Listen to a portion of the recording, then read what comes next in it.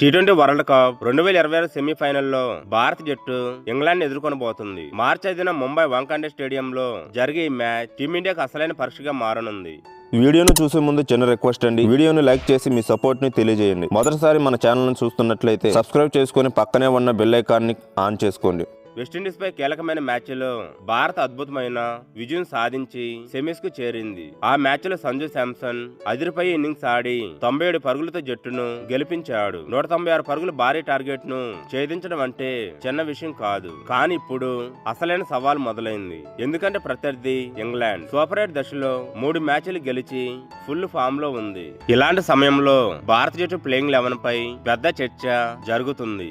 ముఖ్యంగా top order లో Abhishek Sharma form లేకపోవడం జట్టు మేనేజ్మెంట్ ను ఆలోచనలో పడేసింది. తాజా సమాచారం ప్రకారం అభిషేక్ శర్మను పక్కన పెట్టి ఒక పవర్ఫుల్ హిట్టర్ ను తీసుకురావాలనే ఆలోచనలో కోచ్ గౌతమ్ గంభీర్ ఉన్నట్టు తెలుస్తుంది. ఇషాన్ కిషాన్ ఇప్పటికే ఓపెనర్ గా ఉన్న నేపథ్యంలో ఫినిషర్ పాత్రకు రింకు సింగ్ బెస్ట్ ఆప్షన్ గా కనిపిస్తున్నాడు. ఒత్తుల్లోని మ్యాచ్ ఫినిష్ చేసే సత్తా రింకుకు ఉంది. ఈ మార్పు జరిగితే తిలక్ వర్మను నెంబర్ 3లో ఆడించే అవకాశం కూడా ఉంది.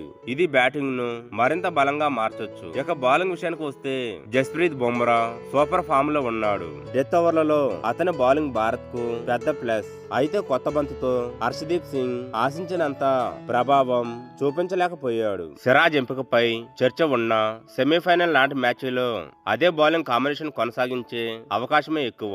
భారత ప్లేయింగ్ 11 చూసుకుంటే సంజు శాంసన్, ఇషాన్ కిషాన్, తిలక్ వర్మ, సూర్యకుమార్ యాదవ్, హార్దిక్ పాండ్యా, శుభం దూబే, అక్షర్ పటేల్, రింకు సింగ్, జస్ప్రీత్ బుమ్రా, హర్షదీప్ సింగ్, వరుణ్ చక్రవర్తి. మొత్తానికి ఇంగ్లాండ్ తో సెమీఫైనల్ అంటే మాటలు కాదు. జట్టు ఎంపిక, వ్యూహాలు, ఆటగాళ్ల ఫామ్ అన్ని కలిసి మ్యాచ్ ఫలితాన్ని నిర్ణయించబోతున్నాయి. మీ అభిప్రాయం ఏంటి?